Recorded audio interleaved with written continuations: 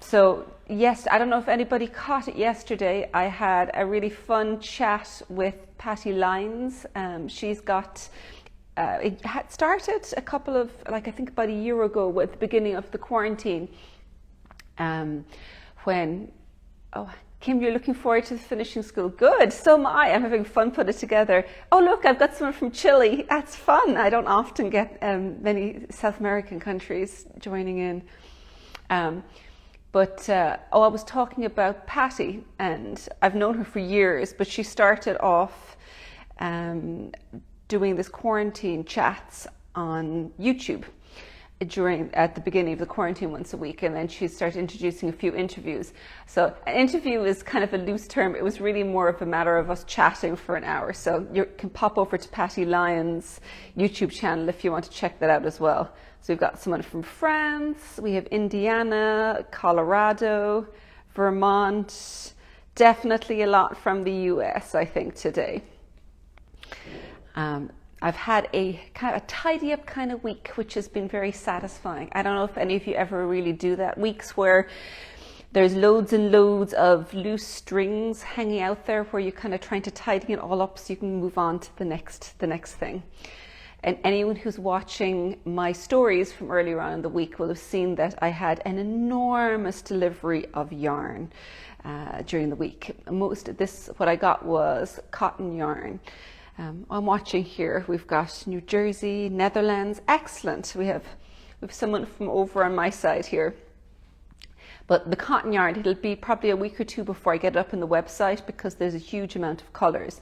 It's a sports weight, mercerized cotton, 100% cotton, but part of it was, when I come to the summer, I really like having something lighter to work with. And also, I thought that anyone even just dropping into Stone Stitches here in person, it is nice to have a nice selection of colours to pick from. So that seemed like a nice addition. But it means that I'm re-knitting one of my sweaters that I'm having so much fun re-knitting it. At Dusty Roads, it was one that was originally knit in Anzuela yarns, which isn't available over here.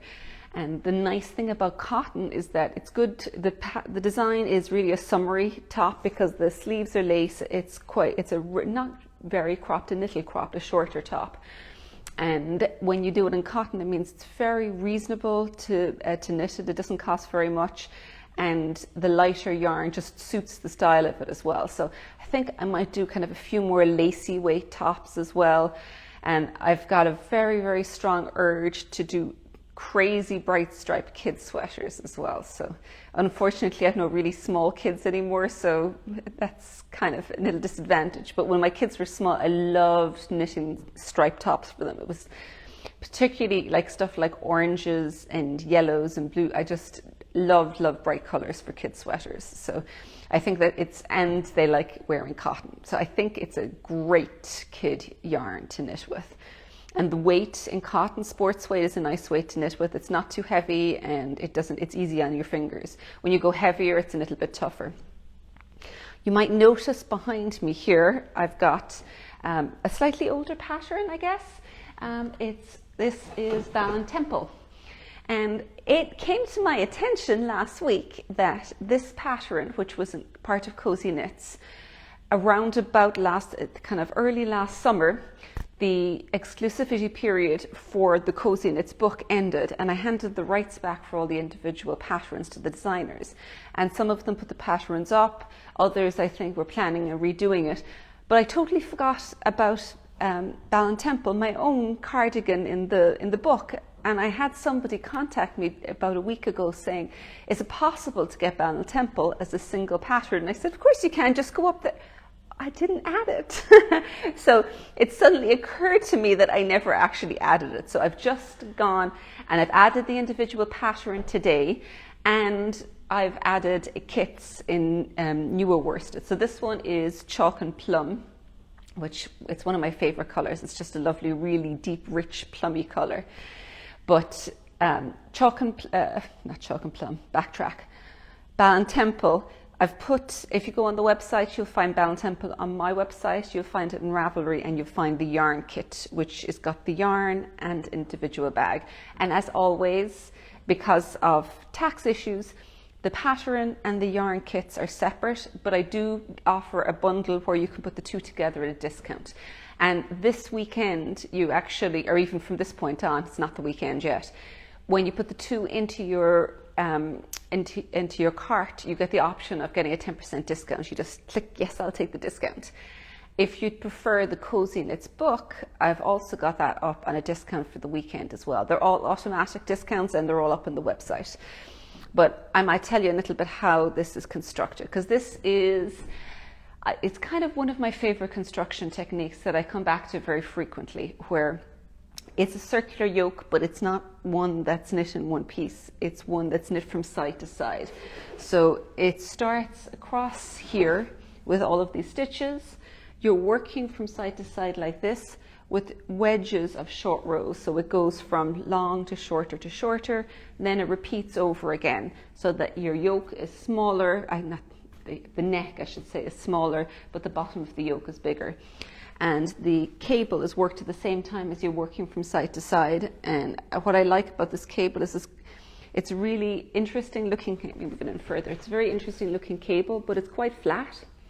And because it is flat, it just lies very comfortably in the body and doesn't bulk up too much. Then the rest of the sweater, you pick up stitches from that point going down, separate the sleeves out, and you knit the, and there's just a cable running down here and a cable running over there. And it finishes with I-cord edging all the way around the whole thing. So that is Ballintemple, and it's up on the website again. Last weekend you probably spotted as well that I put up on Friday, I put up the Finishing Knits class for pre-sale, and it's been going really well. So thank you all for your support with that. It's still open. It's still, like, the early bird is going to continue through until the end of April, while the first few classes are coming out. But I'm actually having a lot of fun putting the class together, because I'm racking my brain for all of the bits of information that I would have found useful when I was trying to learn a lot of these techniques for the first time. And you'll get a little bit of insight into my thinking behind things and why I choose different options that hopefully might make it a little bit easier for you when you're making decisions as well. There's still the Zoom option available. That's only going to be open until the first lesson goes live, which will be the 24th of April. And that one is where there's 2 optional Zoom classes added in. So when you click into the finishing class, you've got the standard enrollment, and then underneath this with the Zoom add-on. Now that's obviously going to be kept a lot smaller so that it's going to be much more one-on-one interaction. And while it's filling up, there's still some spaces left in that. So if you're interested, you can still drop into that. But there isn't a limit to the finishing one. But the prices is lower right now, because it's at €25, I believe, plus VAT wherever you are, whatever the tax happened to be. And that'll go up to 40 then once it hits the end of April. So just saying, if you're interested in it, now's the time to jump in before the price goes up. And the next thing I want to share with you, we've come to the end of the Farraige knit along, and I'm going to show you the shawl for the first time. You may be spotting some of the finished pieces popping up, particularly in my Facebook group. A lot of the knitters are putting up their finished shawls, and they are gorgeous. Some of the photographs that people are putting up are just phenomenal. We've got daffodils, horses. It's just incredible. So thank you, all of you who are taking part and taking the trouble to really, just go that extra mile with the photographs. And just the finished shawls turned out so nicely. So I'll show you my one here. I'll have to stand back because it's a bit bigger, and I'll move her out of the way. Here we go. Here's the finished shawl. Mine's in Bloss to Light. Have I got the wrong way around? Yeah, right way around. Here we go, finished shawl. It is super light, because the Bloss to Light is a woolen spun, and it's just single ply and very, very, very light, but it blocks like a dream, so it gets so big.